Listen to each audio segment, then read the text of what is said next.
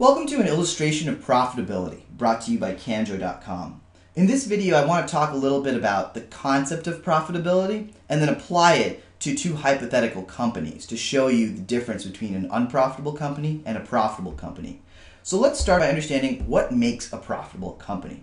A profitable company can grow its assets faster than its liabilities. If you don't really understand assets, liabilities, and net equity, I recommend you check out my video Introduction to Balance Sheets at Canjo.com. This will provide you with a lot of the basic background material to get the most out of this video. So anyway, let's start by looking at a profitable company in the land of Canjolia.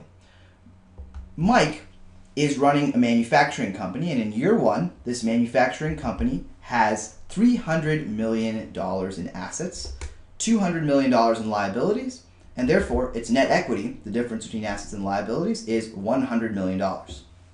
So let's move on to the decisions that the company makes. Mike is thinking, okay, I want to open a new manufacturing plant. That manufacturing plant will cost me $100 million. And I don't have $100 million in cash, so I'm going to have to issue some bonds, issue some liabilities to make that happen. In year two, he decides to go forward with the project. The project is a huge success, and the new manufacturing plant is actually now a $200 million asset. So the assets have grown from $300 million to $500 million. There's a $200 million growth because of the new manufacturing plant. But you also have to remember the liabilities have increased. You got $200 million in liabilities, and that has jumped up to $300 million because of the $100 million in bonds issued to finance the project. But notice that we still have $200 million in equity. And this is an increase over the $100 million in equity we had in year one. So this is an improvement. This is a good thing. And this increase in equity, the fact that you could grow your assets faster than your liabilities, makes this manufacturing company profitable. So now let's move on to an unprofitable company. This is another company in the land of Canjolia. It's a pharmaceutical company.